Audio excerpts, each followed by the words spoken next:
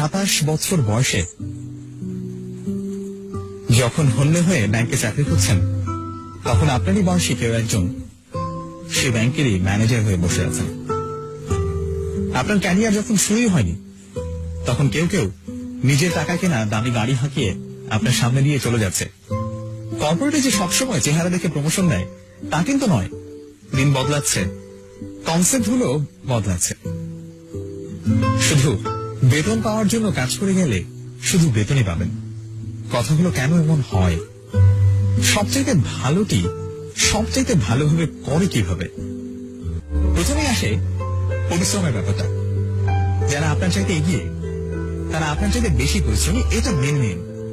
ঘুমানোর আনন্দ আর ভোর দেখার আনন্দ একসাথে পাওয়া যায় না। শুধু পরিশ্রম করলে সব হয় না, আর তাই যদি হতো তবে গাধা হতো বনের রাজা। শুধু পরিশ্রম করা নয়, এর পুরস্কার পাওয়াটাই বড় কথা। Only your results are rewarded, not your efforts. Well, only your results are rewarded, not your efforts. আপনি এক্সট্রা আওয়ার না থাকলে এক্সট্রা মাইল এগিয়ে যাবেন কিভাবে?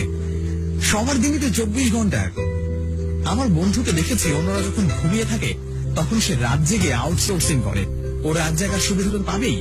আপনি বাড়তি কি করলেন সেটাই ঠিক করে দেবে আপনি বাড়তি কি পাবেন। আপনি ভিন্ন কিছু করতে না পারলে আপনি ভিন্ন কিছু পাবেন না। বিল গেটস রাতারাতি বিল গেটস হননি। শুধু ভার্সিটি ড্রপ আউট হলেই স্টিভ জবস কিংবা জুকারবার্গ হওয়া যায় না। আমার মতো অনার্সে 2.74 সিজিপিএ পেলেই বিসিএস আর আইবি এর ভর্তি পরীক্ষার ফার্স্ট হওয়া যাবে না। অল আউটলায়ার্স বইটি পড়ে দেখুন। বড় মানুষের বড় প্রস্তুতি থাকে। নজরুলের প্রবন্ধগুলো পড়লে বুঝতে পারবেন উনি কতটা স্বশিক্ষিত ছিলেন। শুধু রুটির দোকানে চাকরিতেই নজরুল হয় না, কিংবা স্কুল কলেজে না গেলেই রবীন্দ্রনাথ হওয়া যায় না। সবাই তো বই বাঁধাইয়ের দোকানে চাকরি করে, কিন্তু মাইকেল ফ্যারাডে তো হতে পারে না। বেশিরভাগই তো সারা জীবন বই বাঁধাই করে কাটিয়ে দেয়। স্টুডেন্ট লাইফে কে কি বলল সেটা নিয়ে মাথা ঘামাবেন না। আমাদের ব্যাচে যে ছেলেটা প্রোগ্রামিং করতেই পারতো না, সে এখন একটা সফটওয়্যার ফার্মের মালিক।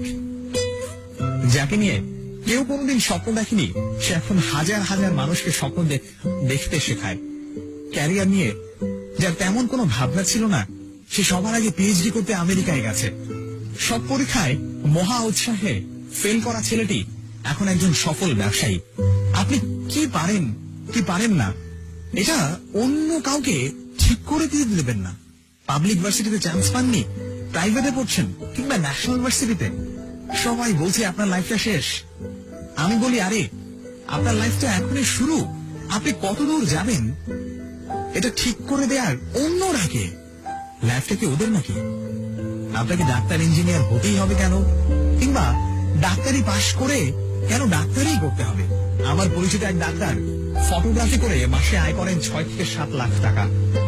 যেখানেই পড়াশোনা করুন না কেন, আপনার এগিয়ে যাওয়া নির্ভর করে আপনার নিজের উপর।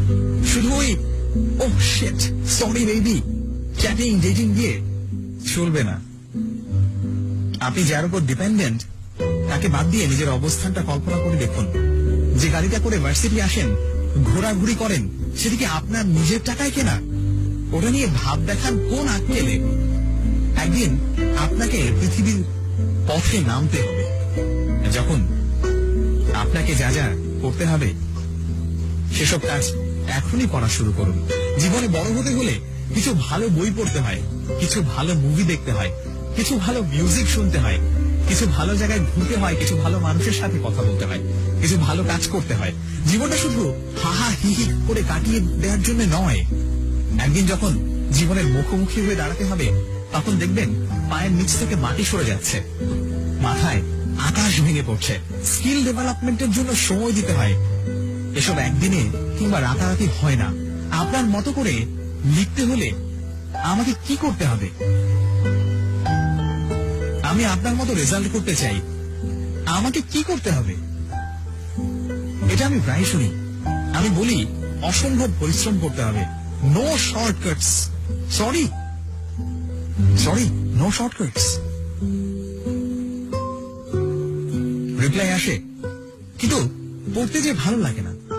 কি করা যায়? উত্তরটা একটু ভিন্ন ভাবে দেই। আপনি যখন স্কুল কলেজে পড়তেন, তখন সে সময় আপনার ফার্স্ট বয় বন্ধুটি পড়ার টেবিলে মুখ থুবড়ে পড়ে থাকতো। সে সময় আপনি গার্লস স্কুলের সামনে গিয়ে দাঁড়িয়ে থাকতেন। এখন সময় এসেছে ও ওখানে গিয়ে দাঁড়িয়ে থাকবে, আর আপনি পড়ার টেবিলে বসে থাকবেন। জীবনটাকে যে সময় চাবুক মারতে হয়, সে সময় জীবনটাকে উপভোগ করলে, যে সময় জীবনটাকে উপভোগ করার কথা, সে সময় জীবনটাকে উপভোগ করতে পারবেন না। এটাই তো স্বাভাবিক, এটা মেনে নিন। মেনে নিতে না পারলে